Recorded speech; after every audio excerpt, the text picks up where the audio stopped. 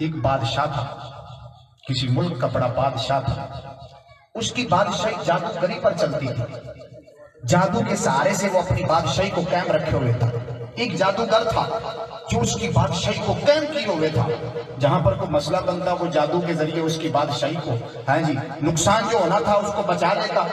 حتیٰ کہ جب وہ جادوگر بوڑھا ہو گیا، توجہ، جادوگر بوڑھا ہو گیا، اس نے بادشاہ کو کہا پتہ نہیں میں کب مر جاؤں، اب میری زندگی کے 4 سال رہ گئے، اب تو نئے سرے سے تو مجھے جوانی نہیں ملنی نا، اب تو میں مرنے لگا ہوں. چل تو ایسا کر، ایک جوان کو میرے پاس بھیج دے، بچے کو بھیج دے، جو اب میری طرف سے وہ جادو والا علم ہے وہ سیکھ لے گا، چلو کل تیری وہ بادشاہی کو قائم کر سکے گا، اس کو بھیج دے. توجہ. تو بادشاہ نے ایک جوان کا انتخاب کیا. یہ زبان میرے نبی کی ہے اور حدیث پاک ہے صحیح مسلم کی. ذرا توجہ ہے اونچی بولو. ادھر دیکھو میرے آقا کیا فرماتے ہیں. میرے آقا فرماتے ہیں، فرمایا جب اس نے ایک جوان کا انتخاب کیا، جوان ہر روز جاتا تھا جادوگر کے پاس جادو سیکھنے کے لیے. راستے میں ایک اللہ کے پیارے کا گھر آتا تھا.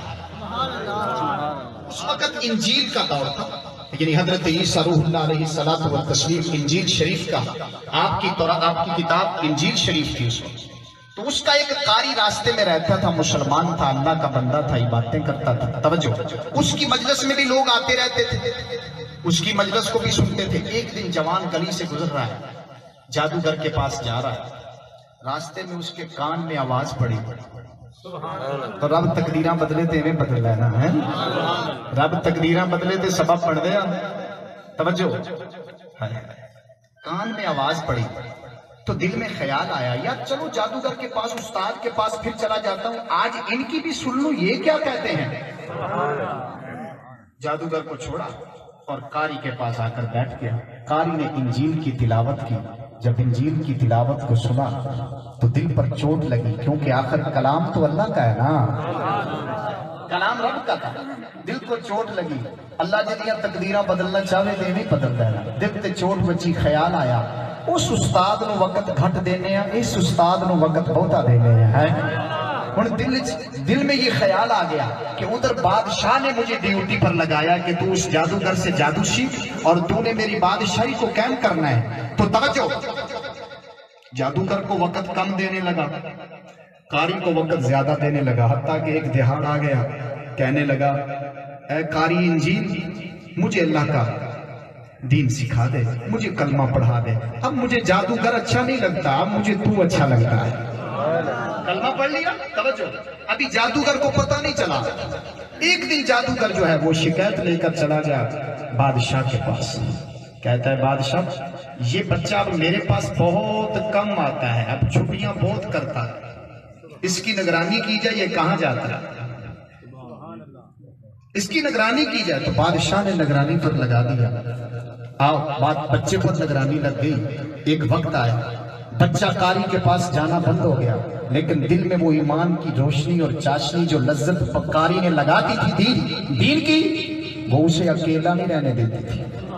حتیٰ کہ اس نے ہاتھ کھڑا کر کے کہہ دیا آج کے بعد میرا جادوگر سے کوئی تعلق نہیں، میں کافر نہیں ہوں، میں کلمہ پڑھ کر مسلمان ہو چکا ہوں.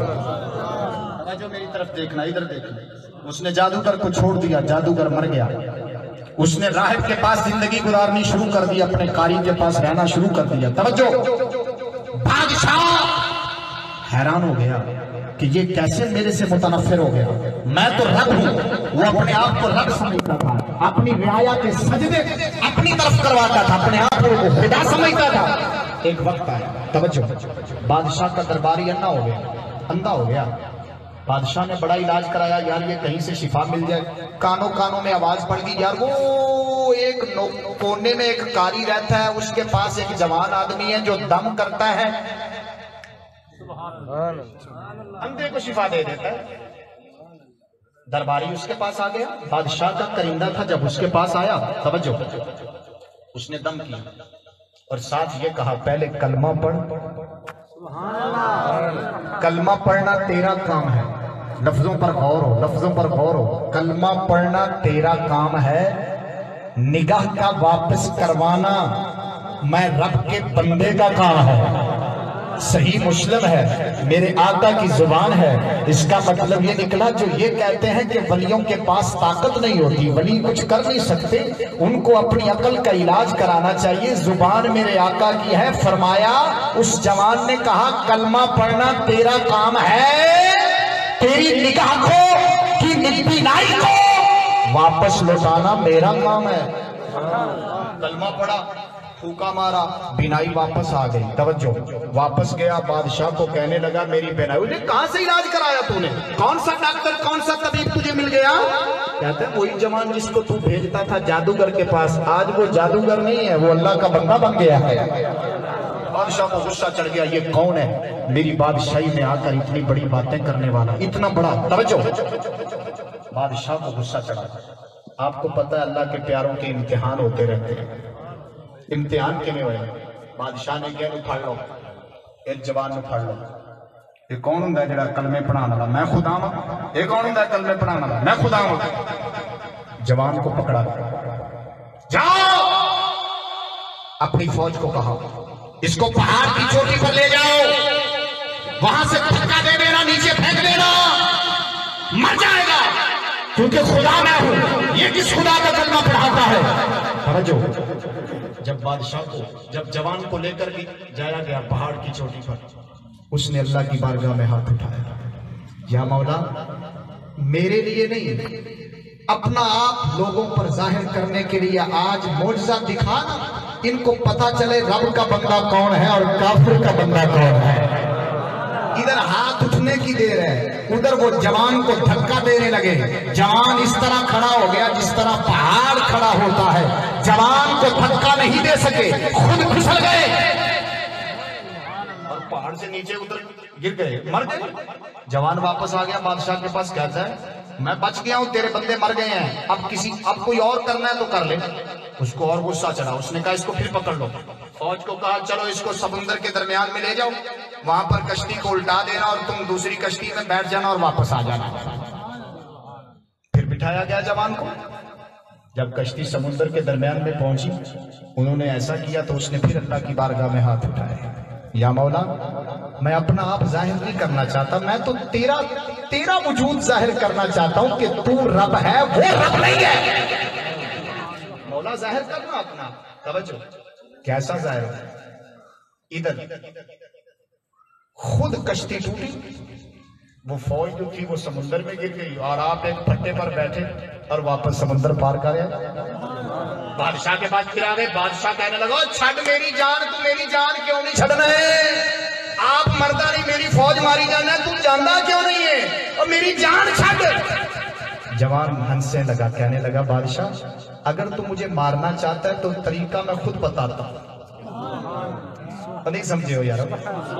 اگر مجھے مارنا چاہتا ہے تو طریقہ میں بتاتا ہوں، مجھے میرے طریقے کے مطابق مارے گا تو میں مروں گا، ورنہ نہیں مروں گا۔ ایسا مطلب ہے نکلے ہوئے موت بھی پاکاں کو پوچھ کے ہوتی ہے، کیسے مرے گا تو؟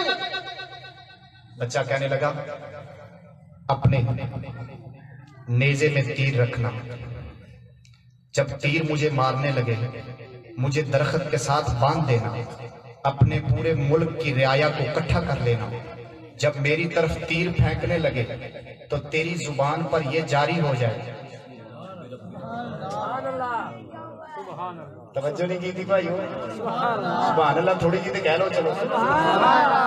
جب تم مجھے مارنے لگے نا، اپنے آپ کو رب نہیں کہنا، یہ کہنا ہے میں اس اللہ کے نام سے شروع کرتا ہوں جو اس غلام کا رب ہے، اپنی ساری رعایا کو اکٹھا کر، پھر میں مر جاؤں گا۔ جوان کو باندھ دیا گیا۔ جب جوان بن گیا، توجہ، اس نے اللہ کی بارگاہ میں ہاتھ اٹھایا، مولا میں نے جوانی تیرے نام پر قربان کی ہے، ٹھیک ہے میں موت لے لیتا ہوں، لیکن میری موت ایسی ہو کہ ادھر میں مرتا جاؤں، لوگوں کو نبی کا کلمہ نصیب ہوتا جائے۔ جوان کو باندھا گیا، بادشاہ نے تیر پکڑا، جب مارنے کے لیے تیار ہوا، لوگ دیکھ رہے ہیں ہمارا رب جو ہے وہ تیر مارنے کے لیے تیار ہو رہا ہے۔ جوان نے کہا میرے رب کا نام لے گا تو میں مروں گا، ورنہ نہیں مروں گا۔ اس نے نام لیا جوان کے رب کا، جب اللہ کا نام لیا تو تیر ماتھے میں لگا، تو جوان کا انتقال ہوا، ادھر جوان مرتا گیا، پوری بادشاہ کی رعایا کلمہ جاری کرتی گئی، زبان پر کہتی ہے تو جھوٹا ہے، اس غلام کا رب سچا ہے۔ مطلب یہ نکلیا بھائیو، جوانی دی موت بھی، جوانی دی توبہ تے جوانی دی موت لوگاں نو سیدھے راہ تے لا جاتی ہے۔